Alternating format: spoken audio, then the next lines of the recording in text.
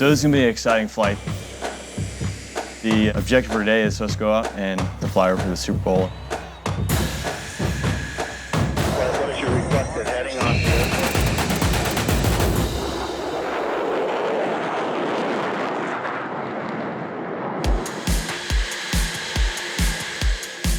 We're out here in Minneapolis, Minnesota. It's about 4 degrees or -20 with the wind chill. Behind me, you can see some Air Force A-10s and F-16s. In a little bit, we're gonna join the Air Force for the official Super Bowl flyover. There are very few things as cool as a military flyover. Not every competition gets one. It has to be one of the big events. As the planes pass overhead, the crowd goes wild, largely because the jets roar over the stadium at the crescendo of the ultimate sports hype song, the national anthem. I wanted to find out how this works firsthand. So we came to Minnesota to meet with the team behind this year's Super Bowl flyover.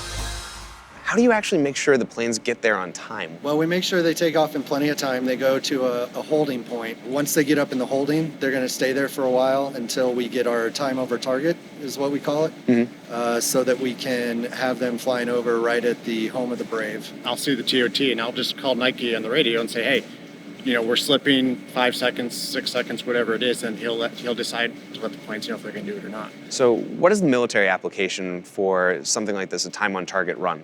Well, this is actually the perfect execution of what we can't simulate very well in peacetime.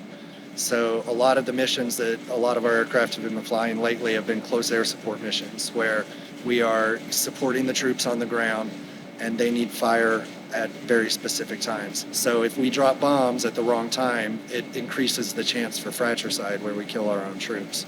So what this does is forces our pilots to go up there and recalculate speeds and routes and everything else. Stephen Nike's job is just one half of the equation. The other half is the flight team. So I got suited up, then sat down with my pilot, Rain, to find out more about our mission for the day.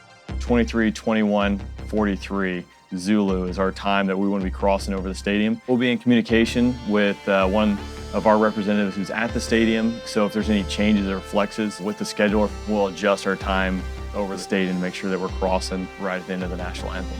So you ready to do this? Yeah, man, I'm ready as I'm ever gonna be.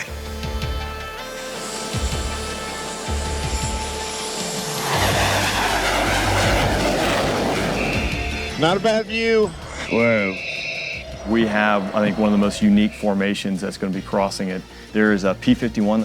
That is probably the most popular fighter from World War II. With that P-51 out front, we're going to have 2 A-10s and us in the F-16. You really have representation of 70 years of American air power. 10 minutes to go. About the 10-minute point is when we should get our first update. So we're getting changes now, so 23:21:31. We expect another update at 5 minutes. And then at 3 minutes, the party's getting ready to start. All right.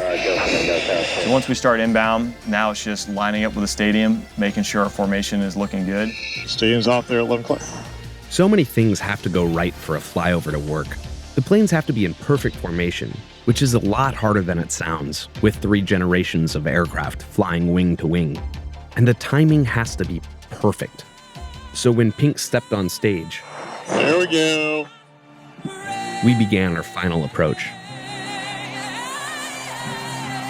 And nailed it. Booyah!